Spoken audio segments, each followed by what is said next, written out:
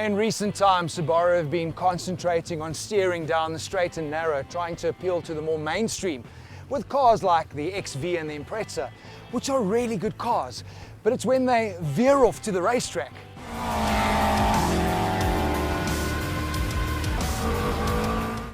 Or hit the single track that they really stand out. Whoa! Subaru were one of the first to enter the crossover SUV segment back in '97 with the Forester. And over the generations, it's kind of lost its wagon-like proportions and grown into a more traditional SUV. But the saying goes that once you're a Subaru owner, you are always a Subaru owner. And even though the Forester is their most popular vehicle here in SA, I bet you that they would like to sell more. And they're hoping that this 5th generation Forester is going to broaden the appeal.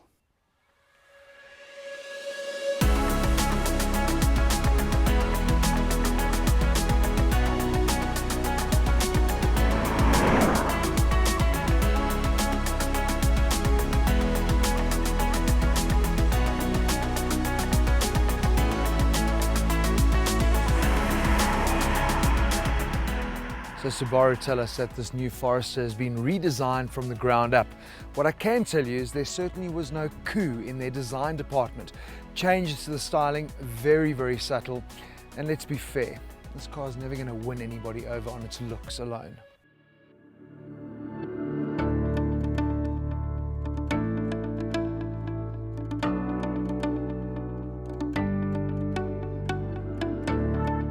Well, as to be expected, dimensions have increased, which is great news when inside the car, where the interior space and legroom have benefited. Apparently, the grille has been redesigned, the LED headlights are broader, and there's also a new underguard treatment adding additional protection when adventuring off-road. The top spec that we are in has LED fog lamps, emphasized by the chrome trim, which is carried through to the front and rear scuff plates, the door handles, side mirrors, and along the door sill. At the rear, the taillights are now split with a more pronounced C-shape, which, to be honest, I really don't like. The black cladding around the wheel arches also extends higher up at the rear. There are new 17 and 18-inch wheels in silver or high gloss black, depending on which of the 3 trim models you choose, as well as 3 new colors: Jasper Green Metallic, Crimson Red Pearl, and Horizon Blue Pearl, as seen here on our test unit. So she's no pin-up, but spend time with her, she's going to win you over with more important qualities like practicality and just plain old simple common sense. Things like this: they've squared up the doors, so the space between the B-pillar and the back seat is wider, making it easier to get in. This side sill has been flattened and widened, which also helps you when you're getting in and out. But what I like about it, it's got a non-slip surface. So when I want to get up here and start mounting things onto my roof rails, I don't slip. Good idea. It's also got a power tailgate, which opens up in 5 seconds, almost twice as fast as the previous model, which is nice. And this whole area has been widened, so it gives you a lot better access when loading stuff into the rear. One touch button, the seats flip forward, it's a 40-60 split. The seats have also been redesigned, so they actually fold a lot flatter. There's a mat in the back which is hard wearing, durable, you can pull it out to clean, which is great. But wouldn't it be nice if this mat could fold over and protect the bumper, because already there are scuff marks as people are using the vehicle for what it's designed for: lifestyle, mountain biking, kids having fun.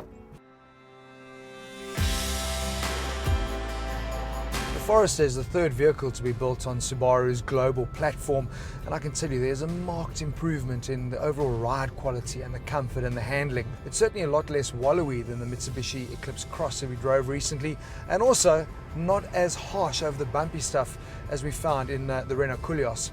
But they've also streamlined their offering. There are 3 derivatives, but only 1 engine. It's their new direct injection 4-cylinder 2-litre boxer engine, which produces 115 kilowatts and 196 newton meters of torque. So that's pretty standard, nothing outlandish. But I'm not gonna lie, I'm so gonna miss that brilliant 2.5 litre turbo engine. Wow. But I suppose it is indicative of the fact that they are focusing more mainstream and obviously trying to ensure that pricing remains competitive. The power is delivered through their Lineartronic CVT system, And I can tell you, Subaru have always kind of led the way when it came to this transmission, and that hasn't changed. If you want to get more engaged, there obviously are the paddle shifts that you can use, and you can also choose between comfort and economy and sporty and dynamic by flicking the switch on the intelligent drive mode selector or the SI button. And another thing I'm impressed with, the interior build quality continues to improve as well.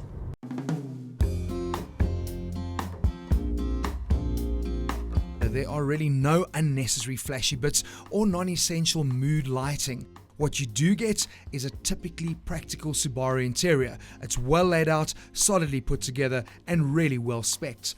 The use of different materials throughout the cabin adds texture to the black interior. Standard features across the range include an 8-inch high-resolution touchscreen infotainment system with smartphone integration, Apple CarPlay, Android Auto, there's Bluetooth control, as well as voice command functionality.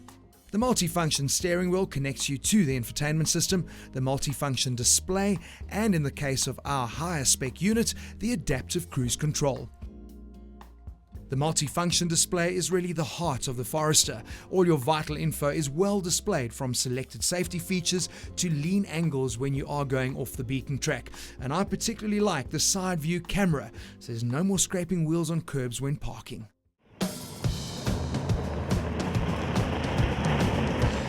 X-Mode and hill descent control are standard across the entire range, but in the top spec Forester that we are in, there's a more advanced X-Mode, and what it does, I've actually just selected the dial here now, there's a snow or dirt mode, so it optimizes the entire driving process for those conditions, and if it gets particularly treacherous, like deep snow and mud, there is a de-snow and mud mode that you can select as well. But this is where this car is just so much fun. This is why people love it. Brilliant.